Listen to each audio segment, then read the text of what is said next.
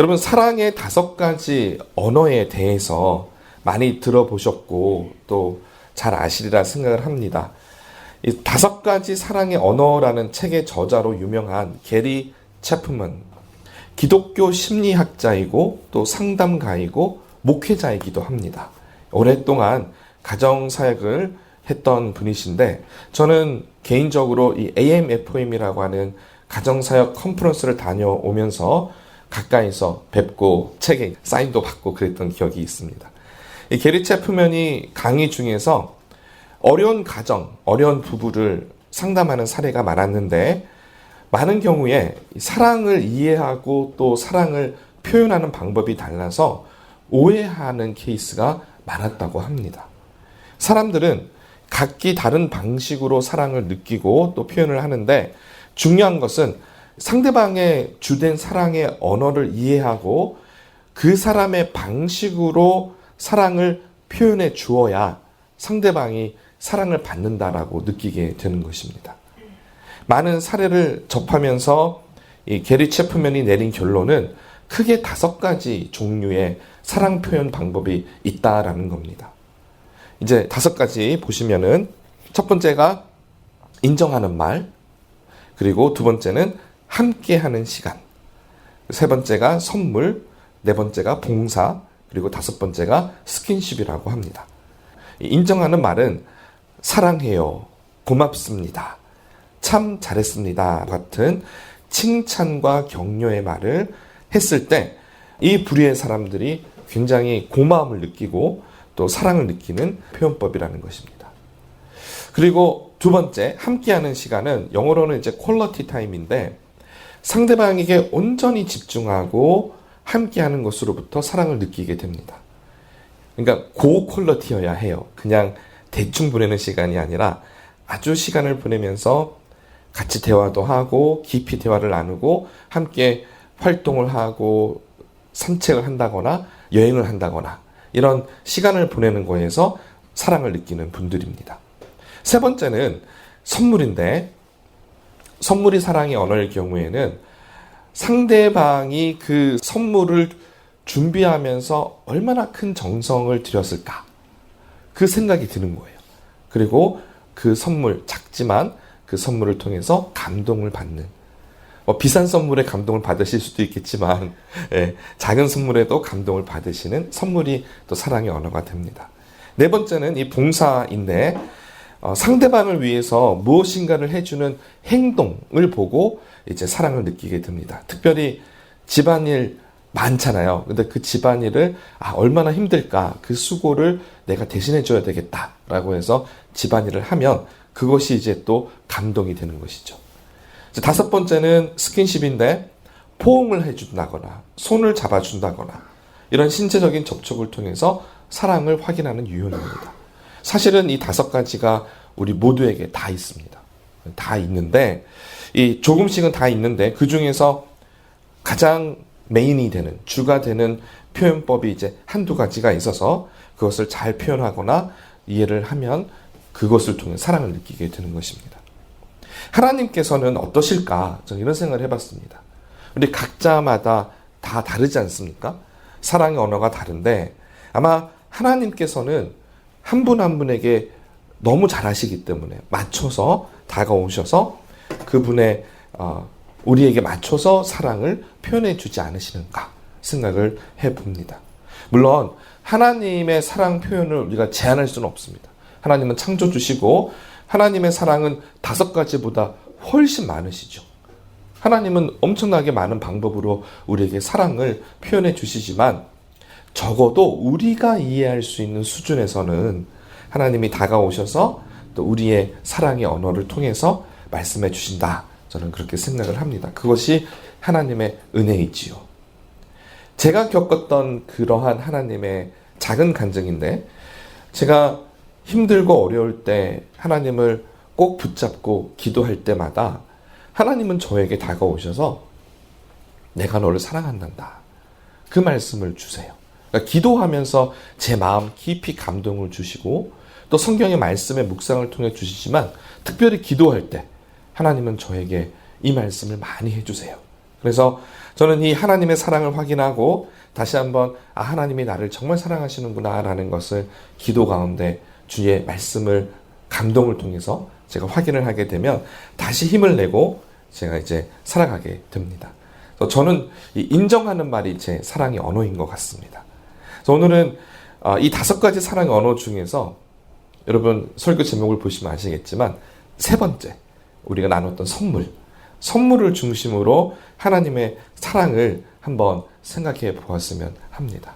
혹시 여기 선물이 사랑의 언어이신 분, 나는 선물을 받으면 되게 마음이 따뜻해지는 것 같아. 그런 분이 있으시면 여러분의 사랑의 언어가 선물일 텐데, 사실 세상에서 선물을 좋아하지 않는 사람은 아무도 없습니다. 모두가 다 선물을 좋아합니다. 그런데 모든 선물을 여러분 여과 없이 다 받으셔서는 안 됩니다. 어떤 선물은 나쁜 의도를 가지고 할 때도 있어요. 우리가 말하는 뇌물이 뭐죠? 선물은 선물인데 상대방을 이용하고 상대방을 조종하기 위해서 우리가 선물을 사용하는 거죠. 이런 것을 우리가 선물이라고 할 수는 없는데 이러한 뇌물을 가지고 우리가 그 사람 날 사랑해 라고 할 수는 없는 것이죠. 반대로 어떤 선물은 실제로 아무 가치가 없습니다. 그냥 종이 한 장일 수 있어요. 하지만 선물을 통해서 전해지는 마음이 너무나 커서 우리가 아주 큰 가치를 둘 경우가 있습니다. 예를 들면 여러분 사랑하는 어린 자녀 혹은 여러분 사랑하는 손주가 할아버지 할머니에게 또 엄마 아빠에게 삐뚤삐뚤한 글씨로 사랑해요 할머니, 사랑해요 엄마 이렇게 적었던 거, 그리고 옆에다 그림도 그리고, 여러분 그런 거는 사실 평생 우리가 가지고 있는 그런 선물이 됩니다. 선물은 선물을 전해주는 사람의 마음이 담겨 있습니다. 그래서 선물은 선물 자체보다 선물 이면에 있는 그 사람의 마음을 볼 수 있어야 합니다. 오늘 본문 마태복음 2장에서는 우리가 잘 아는 동방에서 온 박사들에 대한 이야기가 등장합니다. 보통 동방 박사가 세 사람이라고 알고 계시죠? 오늘 읽으신 성경을 보시면은 동방에서 온 박사들이 몇 명인지 기록하고 있지 않아요. 몰라요. 3명인지 모릅니다. 다만 우리가 추측을 하는 것이 선물이 3가지다 보니까 아마 3명이지 않을까, 한 사람이 한 개씩 가지고 오지 않았을까라고 추측을 하는 거죠. 2사람일 수도 있고 4사람일 수도 있고 그 이상일 수도 있습니다. 근데 중요한 것은 동방 박사가 선물을 가지고 왔는데, 여러분 가지고 온 선물 기억하시죠? 황금과 유향과 모략입니다. 우리 11절 다시 한번 읽어볼까요? 11절입니다.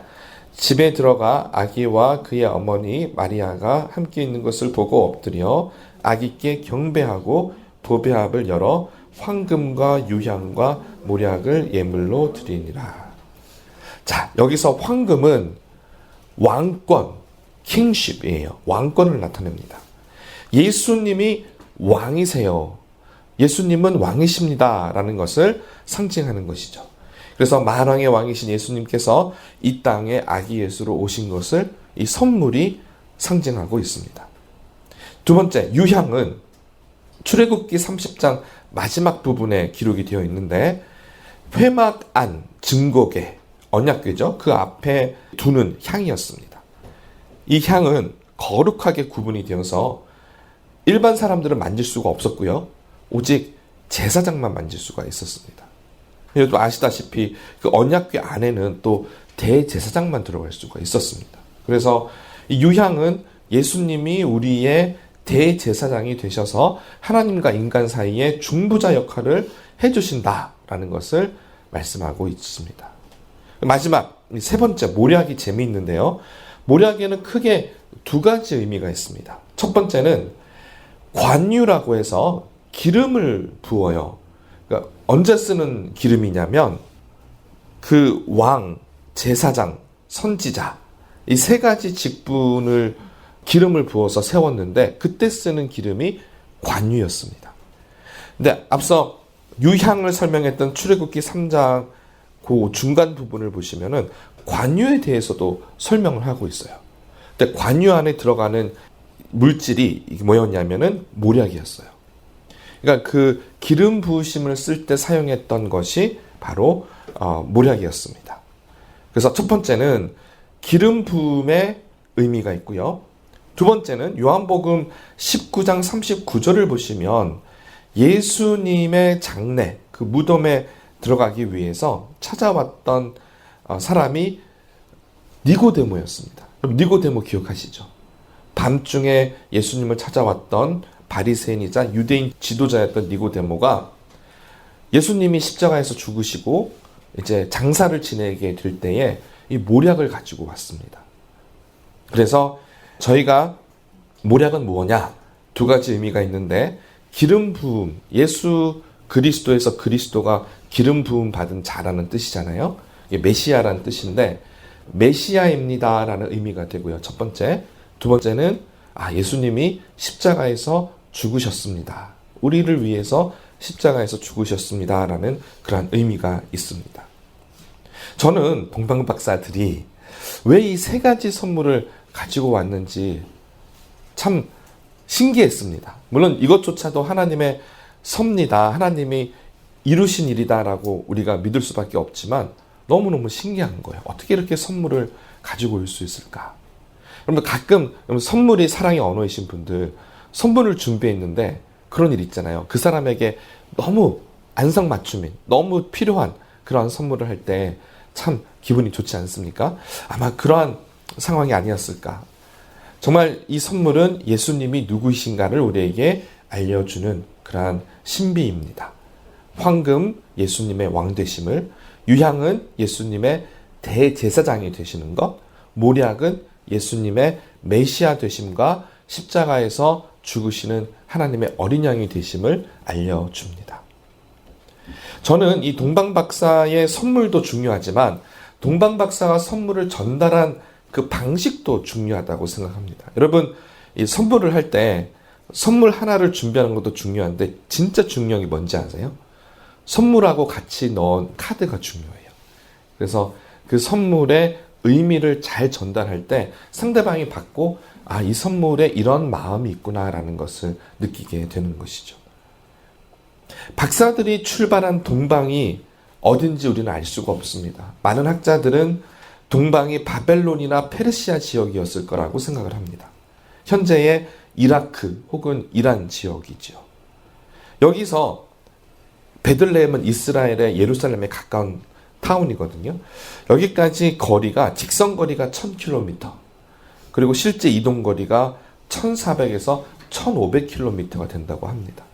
이거를 마일로 환산을 하면 900마일이 넘습니다. 920마일 그 정도 돼요. 그래서 제가 어제 구글 맵을 열어놓고 900마일이나 되는 도시가 어디서부터 어디가 될까 막 찾아봤어요. 그런데 저희가 이제 사는 데가 뉴욕이니까 뉴욕에서 900마일이 채 안 되는 곳이 시카고. 그러니까 거기서 일리노이 끝자락까지 가야 900마일이 되더라고요. 그러니까 이제 뉴욕에서 시카고 중부까지는 이제 가는 거리가 900마일. 그 정도 거리를 동방 박사들이 비행기 타지 않았죠. 그때는 2000년 전이니까 걸어왔겠죠. 먼 거리기 때문에 낙타를 탈 수도 있겠죠. 어쨌든 이 운송수단이 주로 도보였고 낙타 같은 것을 타고 왔다고 한다면 여기서 뉴욕에서 시카고까지 여러분이 이제 걸어가면 얼마나 걸릴까요?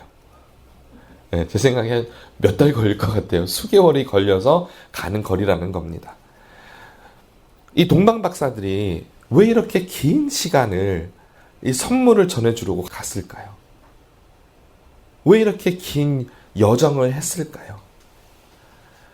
이유가 한 가지밖에 없어요. 뭐냐면 물론 별이 움직이니까 별을 따라 갔습니다라고 할 수도 있겠지만 그 별이 머무는 마지막 지점에 메시아 대신 예수님, 예수님인지 몰랐겠죠. 이들은 메시아를 보기 위해서 간 거죠.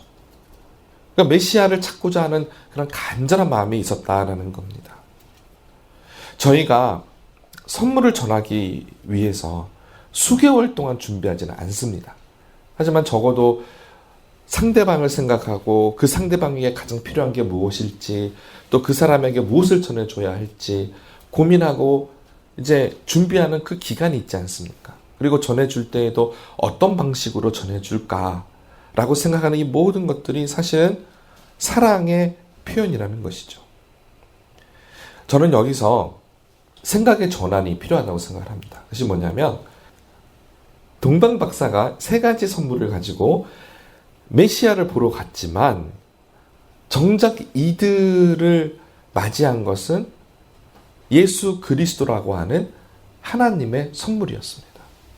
우리가 선물을 준 것 같은데 알고 봤더니 하나님이 우리에게 선물을 주신 겁니다. 이게 선물을 주고받는 상황인 거예요. 여러분, 선물을 받은 사람이 선물을 받고 나서 아니 이게 뭐야? 라고 하면 선물 준 사람이 되게 부끄럽잖아요. 그런 건 있을 수가 없는 일이잖아요. 아무리 선물이 뭐 보잘것없다고 하더라도 그 사람의 마음이 있기 때문에.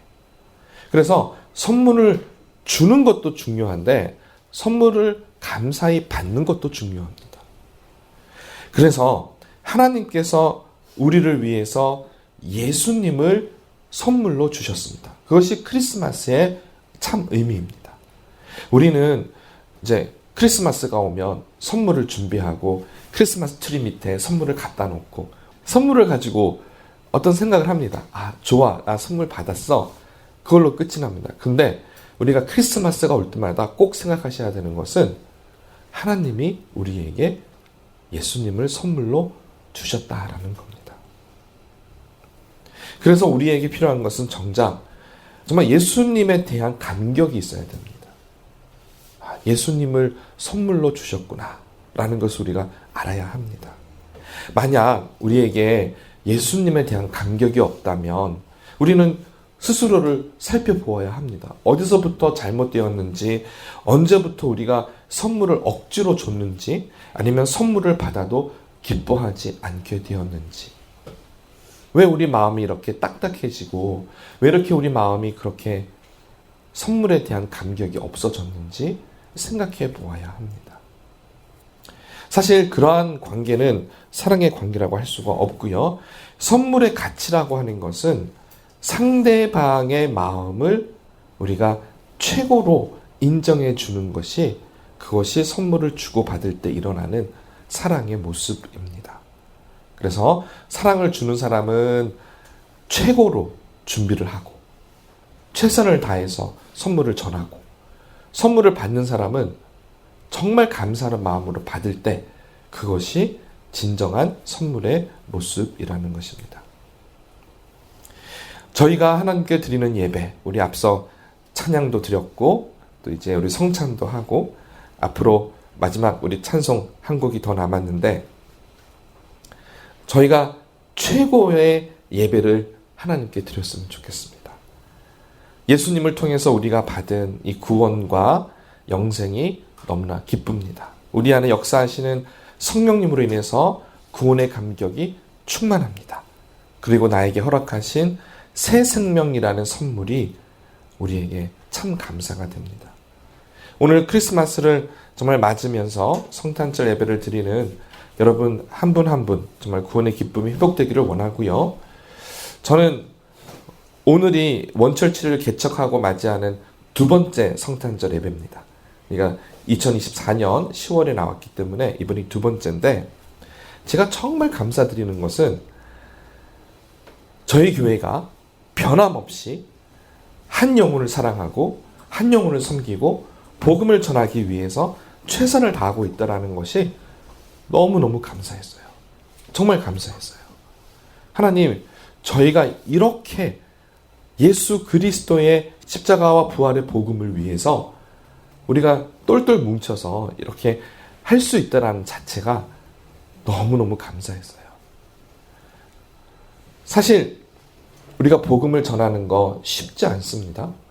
왜냐하면 요즘에는요, 이 복음을 전하는 게 왜 어렵냐면 다 알아요. 모르는 사람이 없어요. 특별히 AI가 너무 급속도로 발전을 하면서 성경 지식이요, 신학 공부한 사람보다 AI가 더 많이 알아요. 그냥 여러분 궁금한 거 있잖아요. 성경에서 막히잖아요. 그냥 찾으면 돼요. 거기다 물어보면 답이 잘 나옵니다. 하지만 이 AI가 발전할수록 영적인 것에 대해서 더 목이 마릅니다. 우리가 지적인 영역에서 해결할 수 있는 지식이 더 이상 아니라는 거예요. 그러니까 성경 공부를 해서 내가 어떤 지식을 채웠다고 해서 우리의 영이 다시 충만해지고 그런 게 아니라는 겁니다. 지금도 살아 역사하시고 우리와 함께 계시는 임마누엘의 하나님, 살아계신 하나님을 우리는 만나고 싶은 겁니다. 진짜를 보고 싶은 거예요. 하나님이 진짜고 하나님이 정말 살아계신 분이시면 나는 그 하나님을 경험하고 싶은 것이 오늘날의 우리 신앙의 모습이 되어버린 겁니다. 물론 전도는 더 어려워졌습니다. AI가 발전하고 사람들은 더 똑똑해지고 성경에 대한 지식도 많아졌습니다.